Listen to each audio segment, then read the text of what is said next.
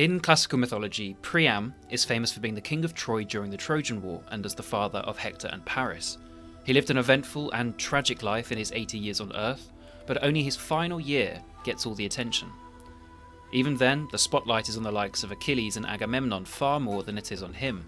There was a fair bit more to him than the peaceful king of Troy most of us know from the Iliad, so let's have a look at his early life and learn a bit more about Trojan history in the process.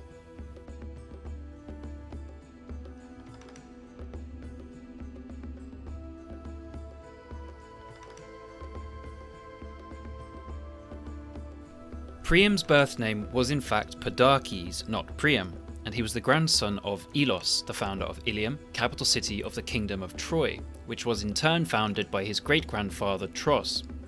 Through Tros, Priam was therefore a direct descendant of the titan Oceanus. He was also one of 14 royal siblings growing up in the palace.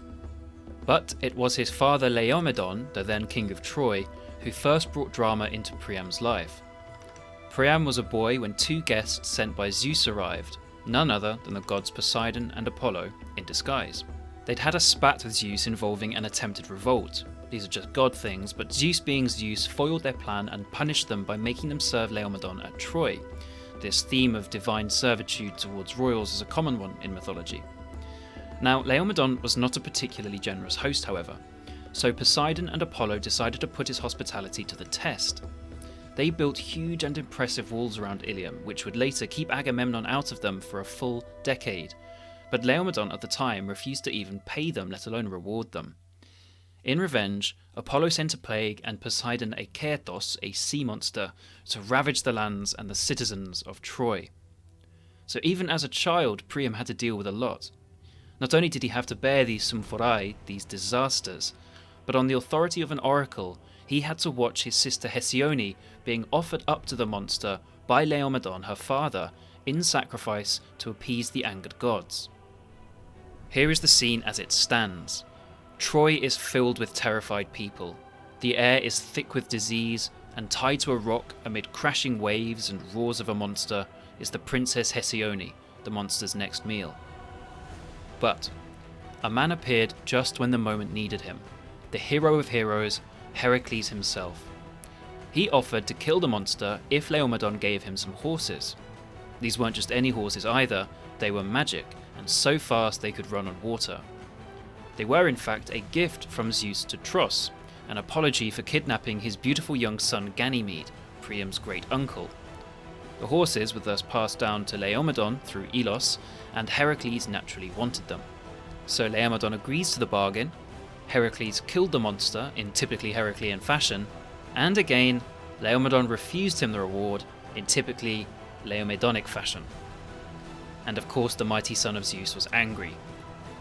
Heracles, in response to this slight against him, raised an army and in a single day achieved what took Agamemnon 10 years. He destroyed Troy, killed Laomedon and every single one of his sons except Priam. He then took Hesione captive and offered her the choice to choose another captive to accompany her. She chose Priam, but Heracles told her, Dein proton auton doulon genestai, kai tote tipote dousan and autou la bein auton. He must first be a slave, then she must free him before herself.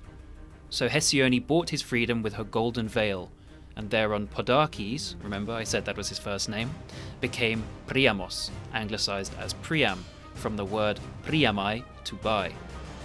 Hesione then went off as a spoil of war with Heracles' general Telamon, leaving Priam to repair the devastating results of his father's mistakes. Thankfully to all Troy, he ended up the polar opposite of his father, a good king and a good man, shown even in his later years towards Achilles after his son Hector was killed. Priam was even a bit of a general in his day, leading the Trojan armies to aid the Phrygians in battle.